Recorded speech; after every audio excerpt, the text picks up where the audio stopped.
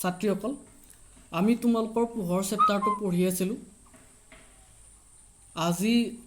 চেপ্টাৰটোৰ একদম শেষৰ টপিক যিটো আছে লেন্সৰ ক্ষমতা এইটো আলোচনা কৰা হ'ব ইয়াৰ আগতে আমি পঢ়িছিলোঁ যে দাপোন কি দাপোনত কেনেদৰে প্ৰতিফলন হয় আনহাতে আকৌ লেন্স কি লেন্সত কিদৰে প্ৰতিসৰণ হয় আৰু লগতে দাপোন আৰু লেন্সৰ দুইটাৰ ক্ষেত্ৰতে আমি ৰশ্মি চিত্ৰসমূহ আঁকিছিলোঁ আৰু প্ৰতিবিম্ব কেনেদৰে গঠন হয় চাইছিলোঁ আৰু পাঠটোত যিকেইটা অংক দিয়া আছে সেই অংকবিলাকৰো আমি আলোচনা কৰিছোঁ যিটো অত্যন্ত গুৰুত্বপূৰ্ণ অংককেইটা এতিয়া আজি শেষৰ টপিক যিটো আছে লেন্সৰ ক্ষমতা এইটো একদম সহজ হয় বা একদম সহজতে বুজি পাবা কিন্তু যদি আগৰ টপিক কেইটা বুজি পাইছা তেতিয়া এইটো বুজি পোৱাত সুবিধা হ'ব প্ৰতিসৰণ কেনেদৰে হৈছিল বা লেন্সৰ কথাবিলাক যদি তোমালোকে ধৰিব পাৰিছা এই লেন্সৰ ক্ষমতাটো অত্যন্ত সহজতে ধৰিব পাৰিবা এতিয়া চাবা আমি দুই ধৰণৰ লেন্স পাইছিলোঁ কি লেন্স পাইছিলোঁ আমি উত্তল লেন্স আৰু অৱতল লেন্স উত্তল লেন্সে কি কৰে পোহৰ ৰশ্মি মুখ্য অক্ষৰ সমান্তৰালভাৱে অহা পোহৰ ৰশ্মি প্ৰতিসৰণৰ পিছত উত্তল লেন্সত কি হয় ই গৈ ক'ত লগ লাগে ই ফকাছত লগ লাগে অৱতল লেন্সত কি হয় আকৌ মুখ্য অক্ষৰ সমান্তৰালভাৱে যোৱা পোহৰ ৰশ্মি প্ৰতিসৰণৰ পিছত কি হয় অপহাৰী হয় কেনেদৰে অপহাৰী হয় এনেকুৱা লাগে যেন ই ফকাছৰ পৰা অপহাৰিত হৈছে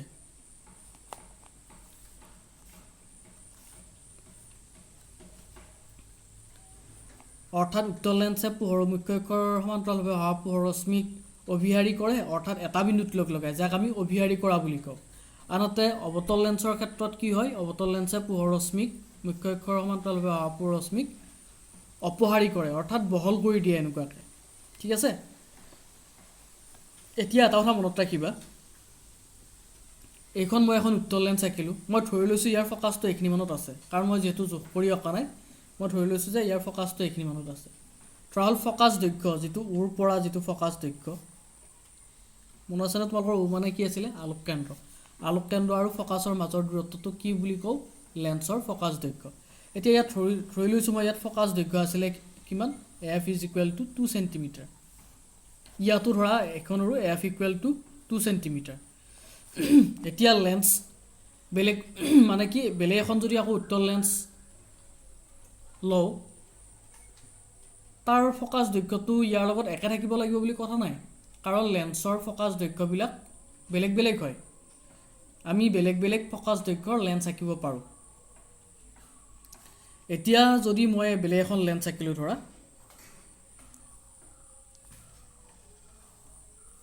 যাৰ ফকাছ দৈৰ্ঘ্যটো কি এই প্ৰথম লেন্সখনতকৈ অলপমান বেছি হ'ব ইয়াৰ ধৰিলোঁ মই 4 চেণ্টিমিটাৰ ফকাছ দৈৰ্ঘ্য ইউ কি কৰিব ইউটো ফকাছতেই লগ লগাব লাগিব পোহৰ ৰশ্মিকেইটা ঠিক তেনেকৈ ধৰা আৰু এখন অৱতল লেন্স আঁকিলোঁ ইয়াৰ ফকাছ দৈৰ্ঘ্য কি হ'ল এইখনতকৈ বেছি হ'ল ধৰা ইয়াৰো 4 চেণ্টিমিটাৰ ইয়াৰ ফকাছ এইখিনি মানত আছে এতিয়া কি হ'ব ইয়াৰ পৰা অপহাৰিত হওঁতে এনেকুৱা হ'ব লাগিব যে ফকাছৰ পৰা অপহাৰিত হৈছে তেনেকুৱা হ'ব লাগিব ফকাছ বিন্দুৰ পৰা গতিকে ইয়াৰ প্ৰতিফলনৰ পিছত এনেকুৱা হ'ব অলপ মনোযোগ দি চাই যাবা এইটো বস্তু ঠিক আছে এতিয়া এই দুখন আৰু এই দুখনৰ মাজত কিবা পাৰ্থক্য দেখিছানে যে ৰশ্মিটো অপহৰণ এইখনেতো অভিহাৰী কৰিছে অভিহাৰী এই দুখনে এইখনে কেনেকৈ অভিহাৰী কৰিছে এইখনে কেনেকৈ অভিহাৰী কৰিছে কিবা পাৰ্থক্য আছে নেকি বা এইখনে কেনেদৰে অপহাৰী কৰিছে অপহাৰিত ৰশ্মিকেইটাৰ এই দুটা অপহাৰিত ৰশ্মি এই দুটা অপহাৰিত ৰশ্মিৰ লগত কিবা পাৰ্থক্য দেখিছা নেকি চোৱা বেলেগ পাৰ্থক্য একো নাই ইয়াত কি হৈছে এই কম ফকাছ দৈৰ্ঘ্যৰ লেন্সখনে পোহৰ ৰশ্মি দুটা বেছিকৈ বেঁকা কৰিছে চোৱা ই বেছিকৈ বেকা কৰিছে ইয়াৰ তুলনাত ই ইমান বেকা কৰিবলগীয়া হোৱা নাই কাৰণ কিয় ইয়াৰ ফ'কাছ দৈৰ্ঘ্য ইয়াতকৈ বেছি ইয়াৰ ধৰি লৈছোঁ মই 4 চেণ্টিমিটাৰ ইয়াৰো ধৰি লৈছোঁ 4 চেণ্টিমিটাৰ ইয়াতো কি হৈছে ই পোহৰ ৰশ্মিকেইটা বেছিকৈ বেকা কৰিবলগীয়া হৈছে বা বেছিকৈ অভিহাৰী কৰিবলগীয়া হৈছে বেছিকৈ অপহাৰী কৰিবলগীয়া হৈছে কিন্তু ইয়াত ফ'কাছ দৈৰ্ঘ্য ইয়াৰ ডাঙৰ হোৱাৰ বাবে ই ইয়াতকৈ কম বেকা কৰিছে বা ইয়াতকৈ কম অপহাৰী কৰিছে এতিয়া চোৱা এইখনত ফ'কাছ দৈৰ্ঘ্য 4 চেণ্টিমিটাৰত এইখিনি বেকা কৰিবলগীয়া হৈছে কিন্তু যদি 4 চেণ্টিমিটাৰ নহয় যদি ইয়াৰ ফ'কাছ দৈৰ্ঘ্য কিমান হ'ল হয় 2 চেণ্টিমিটাৰ হ'ল হয় অৰ্থাৎ এইখনৰ মান হ'ল হয় এইখনৰ মান হ'ল হয় তেতিয়া ই কি হ'ল হয় ই বেছিকৈ বেকা কৰিব লাগিলে হয় নে নহয় চোৱা মই আঁকি দিম এতিয়া এনেকৈ এইখিনিৰ পৰাতো ই বেকা কৰিব লাগিলে হয় এনেকৈ এনেকুৱাকৈ গ'ল হয় এতিয়া এনেকুৱাকৈ গৈছে নহয় তেতিয়া 2 নম্বৰ ক্ষেত্ৰত ই ইমানখিনি বেকা হ'ল আকৌ তলৰ ফালেও ঠিক তেনেকুৱাকৈ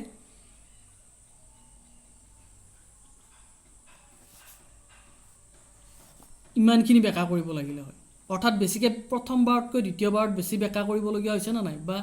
বেছি অপহাৰী কৰিবলগীয়া হৈছে নে নাই বা কৰিছে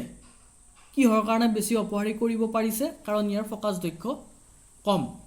প্ৰথমবাৰত ইমান বেছি অপহাৰী কৰিব পৰা নাছিল কাৰণ কিয় ইয়াৰ ফ'কাছ দৈৰ্ঘ্য বেছি ঠিক তেনেকৈ উত্তল লেন্সত যদি ইয়াৰ ফ'কাছ দৈৰ্ঘ্যটো যদি 4 চেণ্টিমিটাৰ নহয় বা এইখিনিত নাথাকি যদি 2 চেণ্টিমিটাৰ হ'ল হয় অৰ্থাৎ এইখিনি মানত থাকিল হয় তেতিয়া এই ৰশ্মিকেইটা কি কৰিব লাগিল হয় চোৱা এইখিনিততো আহি লগ লাগিল হয় তেতিয়া এইকেইটা 1 নম্বৰ ক্ষেত্ৰত আৰু এইকেইটা 2 নম্বৰ ক্ষেত্ৰত তেতিয়া কি হ'ল হয় তেতিয়া এই বেছি বেকা কৰিব লাগিল হয় বা বেছি অপহাৰী কৰিব লাগিল বেছি অভিহাৰী কৰিব লাগিল হয় ধৰিব পাৰিছানে যেতিয়া ফ'কাছ দৈৰ্ঘ্য বেছি আছিল তেতিয়া ই কম পৰিমাণে বেকা কৰোঁতেও ইয়াৰ হৈ গৈছিল বা ই কম পৰিমাণে বেকা কৰিছিল ঠিক আছে কিন্তু যেতিয়া ফ'কাছ দৈৰ্ঘ্য যদি কমি যায় ইয়াৰ ফ'কাছ দৈৰ্ঘ্যটো তেতিয়া কিন্তু ই বেছিকৈ বেকা কৰিব বা বেছি মাত্ৰাত কি কৰিব অভিহাৰী কৰিব বস্তু তোমালোকে কি কৈছোঁ নিশ্চয় ধৰিব পাৰিছে এতিয়া এই যে লেন্স উত্তল লেন্সেই হওক বা অৱতল লেন্সেই হওক উত্তল লেন্সৰ ক্ষেত্ৰত ই কি মাত্ৰাত পোহৰ ৰশ্মিটো অভিহাৰী কৰিছে ঠিক আছে বা কিমানখিনি অভিহাৰী কৰিছে আনহাতে অৱতল লেন্সৰ ক্ষেত্ৰত ই কি মাত্ৰা বা কিমান পৰিমাণে ই পোহৰ ৰশ্মিটো অপহাৰী কৰিছে সেই তাকেই লেন্সৰ ক্ষমতা বোলে ধৰিব পাৰিছানে এতিয়া কি কৈছোঁ ধৰিব পাৰিছানে নাই যে উত্তল লেন্সৰ ক্ষেত্ৰত ই পোহৰ ৰশ্মিটোক কিমান পৰিমাণে বা কি মাত্ৰাত অভিহাৰী কৰিছে সেইটোৱেই হ'ব উত্তল লেন্সখনৰ ক্ষমতা আনহাতে অৱতল লেন্সৰ ক্ষেত্ৰত ই পোহৰ ৰশ্মিটোক কি মাত্ৰাত বা কিমান পৰিমাণত অভিহাৰী কৰিব পাৰিছে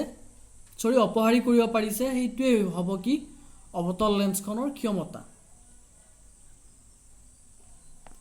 এই দুখন লেন্সৰ ক্ষেত্ৰত যাৰ প্ৰথম লেন্সখনত ফ'কাছ দৈৰ্ঘ্য কিমান আছিল 2 চেণ্টিমিটাৰ দ্বিতীয় লেন্সখনত ফ'কাছ দৈৰ্ঘ্য কিমান 4 চেণ্টিমিটাৰ এতিয়া মই যদি সুধোঁ 1 নম্বৰ লেন্সখনৰ ক্ষমতা বেছি নে 2 নম্বৰ লেন্সখনৰ ক্ষমতা বেছি তেতিয়া কি ক'ম উত্তৰটো কি হ'ব যে 1 নম্বৰখনৰ ক্ষমতা বেছি কাৰণ কিয় কাৰণ ই বেছি 2 নম্বৰৰ তুলনাত ই বেছি মাত্ৰাত পোহৰ ৰশ্মিটো কি কৰিব পাৰিছে অভিহাৰী কৰিব পাৰিছে কিন্তু 2 নম্বৰে যিহেতু ইয়াৰ ফ'কাছটো এইখিনিতে আছে 4 চেণ্টিমিটাৰ আছিল ফ'কাছ দৈৰ্ঘ্য ইয়াৰ গতিকে ইমান পৰিমাণে বেকা কৰিব পৰা নাই পোহৰ ৰশ্মিটো বা ইমান পৰিমাণে অভিহাৰী কৰিব পৰা নাই 1 নম্বৰখনে বেছি পৰিমাণে অভিহাৰী কৰিছে এই মই যে ইয়াত পাৰ্থক্যটো দেখাই দিছিলোঁ তোমালোকক বেছি বেকা কৰিলে হয় নে নহয় যদি 2 চেণ্টিমিটাৰ হ'লে গতিকে এইখনৰ ক্ষমতাটো বেছি হ'ব ঠিক তেনেদৰে অৱতল কেইখনৰ ক্ষেত্ৰত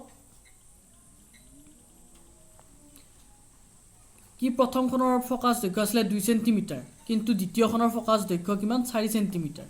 আমি দেখিছিলোঁ যে দ্বিতীয়খনৰ তুলনাত প্ৰথমখনে পোহৰ ৰশ্মিটো বেছি বহল কৰিব পাৰিছে বা বেছি অপহাৰী কৰিব পাৰিছে কাৰণ কিয় কাৰণ ইয়াৰ ফ'কাছ দৈৰ্ঘ্যটো এটাই কাৰণ ইয়াৰ ফ'কাছ দৈৰ্ঘ্যটো দ্বিতীয়খনতকৈ কম ধৰিব পাৰিছা অৰ্থাৎ ইয়াৰ পৰা কি বুজি পালা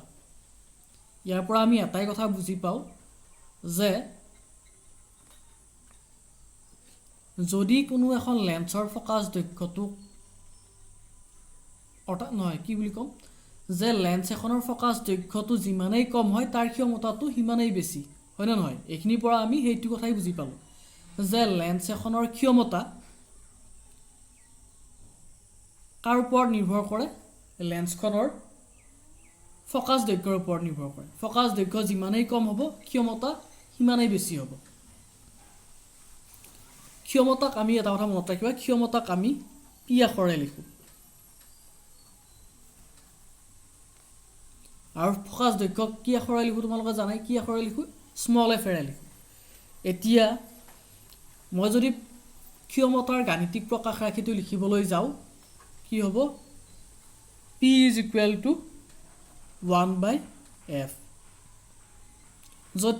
P এ ক্ষমতা বুজাইছে আৰু স্মল এফ এ ফকাছ দৈৰ্ঘ্য বুজাইছে এই ৰাশিটোৰ পৰা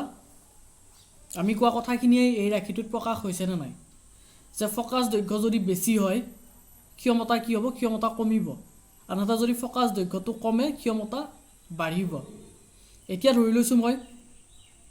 দুইখন লেন্সৰ কাৰণে চাম প্ৰথমখন লেন্সত ফকাছ দৈৰ্ঘ্য কিমান আছিল 2 সেন্টিমিটাৰ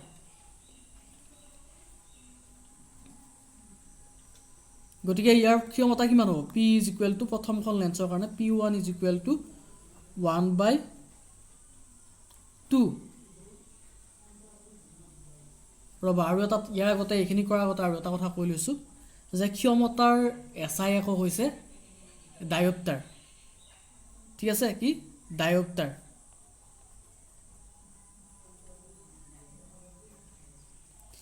যাক আমি ডিৰে বুজাওঁ বা ডিৰে লিখোঁ ঠিক আছে গতিকে পিৰ বা ক্ষমতাৰ SI একক ডায়োপ্টাৰ যাক ডিৰে লিখা হয়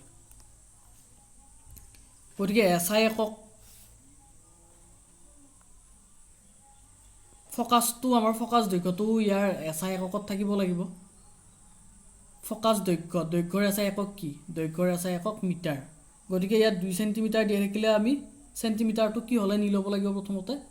ক্ষমতা উলিয়াবলৈ আমি প্ৰথমতে মিটাৰলৈ নি ল'ব লাগিব এতিয়া আৰু এইবিলাক কৈ নাথাকোঁ এইটো আমি 2 সেন্টিমিটাৰ জেগাত 2 মিটাৰ বুলি ধৰিলোঁ আৰু এইটো 4 সেন্টিমিটাৰ জেগাত 4 মিটাৰ বুলি ধৰি ল'লোঁ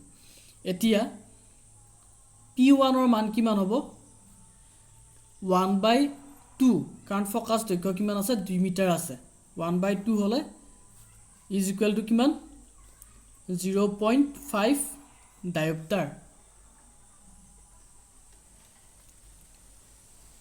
আৰু এটা কথা চাবা উত্তল দাপোনৰ ক্ষেত্ৰত ফকাছ দৈৰ্ঘ্য ধনাত্মকত লিখোঁ নে ঋণাত্মকত লিখোঁ উত্তল দাপোনৰ ফকাছ দৈৰ্ঘ্য আমি সদায় ধনাত্মকত লিখোঁ আৰু ইয়াৰ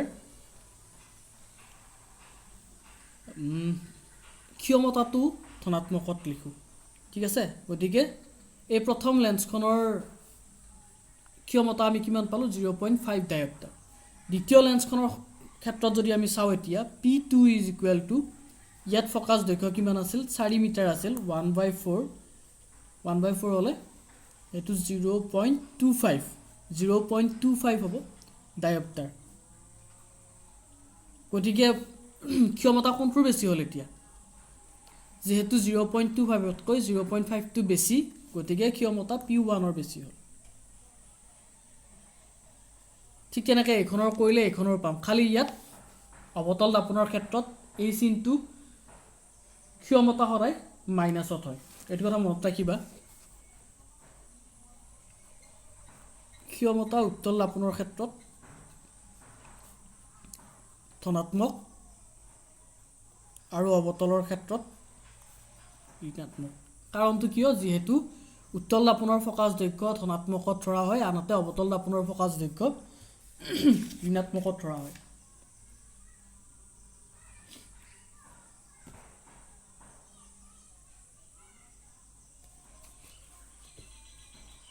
এতিয়া যদি তোমালোকে এইখিনি ধৰিব পাৰিছা এই গোটেই কথাখিনি যদি ধৰিব পাৰিছা তেতিয়াহ'লে যদি ধৰিব পৰা নাই এইখিনিতে ভিডিঅ'টো পজ কৰা আৰু এবাৰ কথাখিনি ভাবাচোন বাৰু এইখিনিতে পজ কৰা ইয়াৰ পিছৰ কথাখিনি কোৱাৰ আগত এতিয়া চোৱা এতিয়া যদি তোমালোকক সোধা যায় যে এক ডায়োপ্টাৰ মানে কিমান বুজিবা বুলি এক ডায়োপ্টাৰৰ সংজ্ঞা দিয়া বুলি তেতিয়া ক'ব পাৰিবানে এক ডায়োপ্টাৰ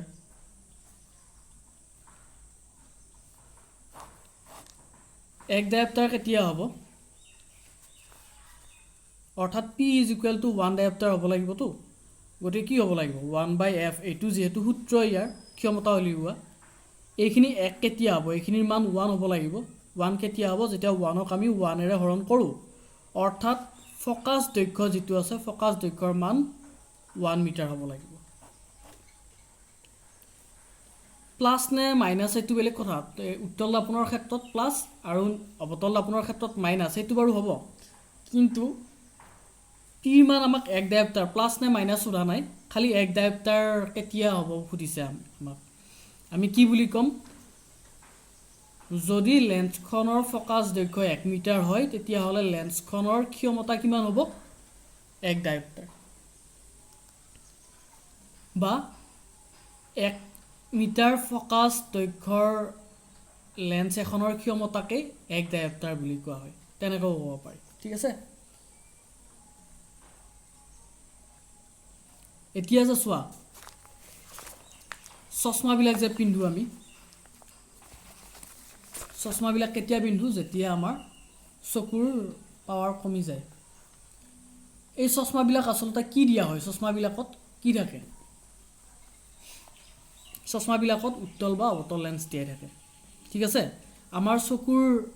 বিকাৰৰ ওপৰত নিৰ্ভৰ কৰি বা চকুৰ কি প্ৰব্লেম হৈছে তাৰ ওপৰত নিৰ্ভৰ কৰি আমাক বেলেগ বেলেগ ক্ষমতাৰ বেলেগ বেলেগ লেন্স দিয়া হয় এতিয়া চাবা কেতিয়াবা আমি কওঁ যে কি তোমালোকে শুনিছা নিশ্চয় চশমাৰ পাৱাৰ কিমান আছে বুলি কওঁ বহুত বেছি পাৱাৰ নে কিবা কম পাৱাৰ চশমা সেইবিলাক আমি সাধাৰণতে কৈ থাকোঁ এতিয়া যে আমি কওঁ বেছি পাৱাৰৰ চশমা অৰ্থাৎ তাৰ অৰ্থটো কি এই যে যিটো আমি ক্ষমতা পালোঁ লেন্সৰ যিটো ক্ষমতা পঢ়িলোঁ সেইটোৱে হৈছে চশমাৰ পাৱাৰ বুজি পাইছা নহয় এতিয়া ধৰা এই দুখন লেন্স আমি চাইছিলোঁ নহয় এই দুখন লেন্স তুলনা কৰি চাইছিলোঁ ইয়াৰ পাৱাৰটো পাইছিলোঁ আমি কিমান +0.5 আৰু ইয়াৰটো পালোঁ কি +2.5 এতিয়া এইখন লেন্স লগাই থোৱা চশমাযোৰতকৈ এইখন লেন্স লগাই থোৱা চশমাযোৰৰ পাৱাৰটো বেছি হ'ব অৰ্থাৎ কোনোবা এজনী ছোৱালীয়ে যদি এইখন লেন্স লগোৱা চশমা পিন্ধে আৰু কোনোবা এজনীয়ে যদি এইখন লেন্স লগোৱা চশমা পিন্ধে তেতিয়া আমি কি ক'ম যে তাই বেছি পাৱাৰৰ চশমা পিন্ধে বুলি ক'ম তোমালোকে নিশ্চয় এতিয়া চশমাৰ পাৱাৰ কি ধৰিব পাৰিছা এই লেন্সৰ পাৱাৰেই হৈছে চশমাৰ পাৱাৰ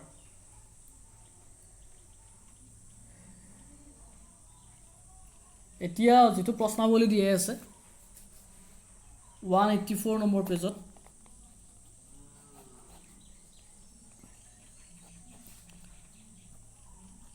প্ৰশ্নাৱলীটো আমি এবাৰ আলোচনা কৰি চাই লৈছোঁ তোমালোকে প্ৰশ্নকেইটা চাই যাবা প্ৰথম প্ৰশ্নটো কি উঠিছে 1 নম্বৰ প্ৰশ্নটো লেন্স এখনৰ 1 ডায়োপ্টাৰ ক্ষমতাৰ সংজ্ঞা দিয়া মই ইতিমধ্যে তোমালোকক কৈ দিলোঁ যে যদি উত্তল বা উত্তল অৱতল কথা ক'বই নালাগে ইয়াত কাৰণ 1 ডায়োপ্টাৰ বুলি কৈছেতো ইয়াত +1 ডায়োপ্টাৰ নে -1 ডায়োপ্টাৰ আমাক একো কোৱা নাই ধনাত্মক নে ঋণাত্মক কোৱা নাই গতিকে আমি কি বুলি ক'ম যিবিলাক লেন্সৰ ফকাছ দৈৰ্ঘ্য 1 মিটাৰ সেইবিলাক লেন্সৰ ক্ষমতাকে আমি 1 ডায়োপ্টাৰ বুলি ক'ম ঠিক আছে এটা দ্বিতীয়টো চোৱা দ্বিতীয় প্ৰশ্নটো চোৱা কি দিয়া আছে ইয়াত উত্তল লেন্স এখনে বেজি এটাৰ হট আৰু ওলোটা প্ৰতিবিম্ব তাৰ পৰা 50 সেন্টিমিটাৰ দূৰত্বত গঠন কৰে লেন্সখন কি উত্তল কি প্ৰতিবিম্ব গঠন কৰিছে হট আৰু ওলোটা প্ৰতিবিম্ব গঠন কৰিছে কিমান প্ৰতিবিম্বৰ দূৰত্ব কিমান 50 সেন্টিমিটাৰ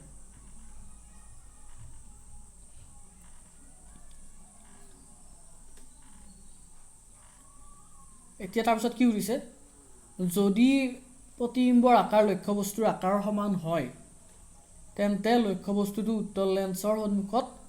ক'ত ৰখা হৈছিল আমাক ইয়াত লক্ষ্যবস্তুৰ দূৰত্ব নিৰ্ণয় কৰিব দিছে ঠিক আছে ভি দিয়া আছে আমাক কিমান 50 সেন্টিমিটাৰ এটো প্লাসত লিখিম না মাইনাসত লিখিম ইয়াত লেন্সৰ কথা কৈছে সো উত্তল লেন্স বুলি কৈছে আৰু প্ৰতিবিম্বটো কি বুলি কৈছে হট আৰু লতা প্ৰতিবিম্ব বুলি কৈছে অৰ্থাৎ ই লেন্সৰ কোন ফালে গঠন হৈছে ই লেন্সৰ সোঁফালে গঠন হৈছে আৰু লেন্সৰ হট প্ৰতিবিম্ব যেতিয়া ই লেন্সৰ কোন ফালে গঠন হ'ব লাগিব লেন্সৰ সোঁফালে গঠন হ'ব লাগিব আৰু লেন্সৰ সোঁফালে আমি দূৰত্ববিলাকক কি বুলি ধৰো সদায় প্লাসত ধৰো এতিয়া তালিকাখন যদি তোমালোকৰ মনত আছে লক্ষ্যবস্তুৰ স্থান ক'ত থাকিলে প্ৰতিবিম্ব ইয়াৰ সমান আকাৰৰ হয় তোমালোকে নিশ্চয় ক'ব পাৰিবা যে উত্তল দাপনৰ ক্ষেত্ৰত যদি লক্ষ্যবস্তু টুৱাইছ এফত থাকে 2f1 ত থাকে বা সি এটুকে আমি কি বুলি কওঁ c1 ত থাকে তেতিয়া ই ইয়াৰ সমান আকাৰৰ হট প্ৰতিবিম্ব গঠন কৰে গতিকে যেতিয়া লক্ষ্যবস্তু 2f1 ত থাকে প্ৰতিবিম্বও আমি গম পাইছিলো যে 2f1 তেই গঠন হয় 2f2 ত গঠন হয় যেহেতু 2f1 আৰু 2f2 সমান গতিকে প্ৰতি লক্ষ্যবস্তু আমাৰ ক'ত থাকিব লক্ষ্যবস্তুটো 50 সেন্টিমিটাৰ দূৰত্বতে থাকিব খালি লক্ষ্যবস্তুৰ দূৰত্বৰ আগত ঋণাত্মক চিহ্নটো আহে যেহেতু লক্ষ্যবস্তুটো দাপনৰ বাওফালে থাকে বুলি ধৰো আৰু যদি তোমালোকৰ চাবা এটো যদি 1 নম্বৰ দিয়া থাকে তেতিয়া আমি এইখিনি লিখিলেই হ'ব কিন্তু যদি ইয়াত যদি অংকটো 2 বা 3 নম্বৰ দিয়া থাকে 3 নিদিয়ে বাৰু যদি 2 নম্বৰ দিয়া থাকে আমি আৰু এক ধৰণে কৰিব পাৰো কি লক্ষ্যবস্তু আৰু প্ৰতিবিম্বৰ আকাৰ সমান বুলি কৈছে অৰ্থাৎ ইয়াৰ বিবৰ্ধনৰ মান কিমান হ'ব হট প্ৰতিবিম্ব আৰু লগতে ইয়াৰ প্ৰতিবিম্বৰ আকাৰ আৰু লক্ষ্যবস্তুৰ আকাৰ সমান বুলি কৈছে গতিকে বিবৰ্ধন বা m ৰ মান কিমান হ'ব 1 যদি লক্ষ্যবস্তুৰ আকাৰ আৰু প্ৰতিবিম্বৰ আকাৰ সমান হয় বিবৰ্ধনৰ মান সদায় 1 হয় ঠিক আছে আৰু যেহেতু ই এটা হট প্ৰতিবিম্ব গতিকে ইয়াৰ বিবৰ্ধনৰ মানৰ আগত -1 আহিব বিবৰ্ধন মানে কি লেন্সৰ ক্ষেত্ৰত বিবৰ্ধনৰ সূত্ৰটো কি আছিল v/u অৰ্থাৎ v/u মানে আমি কিমান পালো -1 v মান কিমান দিয়া আছে আমাক 50 u মান উলিয়াব লাগে -1 গতিকে u মান কিমান হ'ব -50 সেন্টিমিটাৰ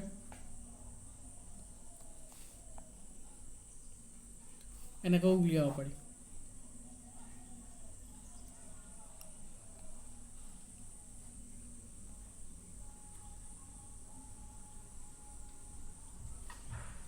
তাৰ পিছত 3 নম্বৰ প্ৰশ্নটো চোৱা এতিয়া 3 নম্বৰটো কি দিয়ে আছে 2 মিটাৰ ফকাস দৈৰ্ঘ্যৰ অৱতল লেন্স এখনৰ ক্ষমতা নিৰ্ণয় কৰা অৱতল লেন্স মনত ৰাখিবা আকৌ লেন্সটো অলপ হ'ব নিদিব অৱতল লেন্সৰ কথা কৈছে ফকাস দৈৰ্ঘ্য কিমান দিয়ে আছে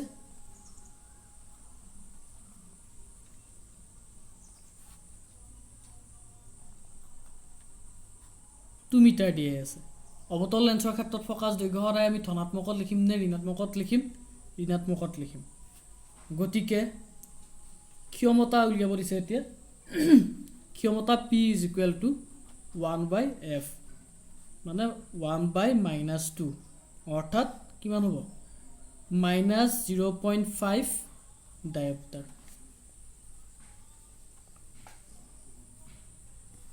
হল এটো মই কৰিয়ে দিলো বাৰু এতিয়া এই গোটেই পোহৰ চেপ্টাৰ যেটো আছিল আমি হেক কৰিলো 7-8টা মান ভিডিও হল হয়তো না 6-7টা বা তেনেকুৱা হল ভিডিও তোমালোকে আশা কৰিছো তোমালোকে গোটেইটা ভিডিও চাইছা আৰু যদি গোটেইটা ভিডিও চাইছা তেতিয়া নিশ্চয় তোমালোকৰ পোহৰ পাঠটোৰ কনসেপ্ট ক্লিয়াৰ হ'ব লগতে এতিয়া নিজে প্ৰেক্টিস কৰিব লাগিব গোটেই পাঠটো এটো মই প্ৰথম দিনাই কৈছো অত্যন্ত গুৰুত্বপূৰ্ণ এটা পাঠ লগতে এটো অলপ দীঘলীয়াও আনবোৰ চেপ্টাৰৰ তুলনাত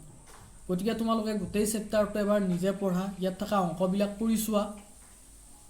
ৰশ্মি চিত্ৰবিলাক আঁকি চোৱা অত্যন্ত গুৰুত্বপূৰ্ণ সেইবিলাক বহুত নম্বৰৰ প্ৰশ্ন আহে আৰু চোৱা এটো পাঠ ভালদৰে নপঢ়িলে কি হয় যে পিছত অংককেইটা ইমান সহজ অংককেইটা কিন্তু সেইকেইটাই টান বুলি এৰিব লাগে কাৰণ একদম পিছত যায় শিকিলে তোমালোকৰ কি হ'ব পৰীক্ষাৰ আগত যায় যদি অংককেইটা কৰিবলৈ যত্ন কৰা শিকিব পাৰিলেও প্ৰেক্টিছ নকৰাৰ অভাৱত তোমালোকৰ সেইকেইটা কৰিলে ভুল লাগিব আৰু যেহেতু এইকেইটাই বহুত নম্বৰ দিয়ে আমাক পৰীক্ষাত গতিকে আমি সেইকেইটা শিকিবই লাগিব আৰু একদম সহজ তোমালোকে যিয়ে নিয়মীয়াভাৱে চাই আছা ভিডিঅ' কেইটা তোমালোকে পাৰিবা যদি এইকেইটা প্ৰেক্টিছ কৰি থাকা তাৰপিছত অনুশীলনীটো আছে আমাৰ এই পাঠটো অনুশীলনটো কৰিবলৈ চেষ্টা কৰিবা গোটেইকেইটা প্ৰশ্ন কৰিবলৈ চেষ্টা কৰিবা আৰু যদি কিবা নোৱাৰা ক'বা মই ইয়াক পিছৰ ক্লাছটোত অনুশীলনীটো আলোচনা কৰিম তোমালোকৰ লগত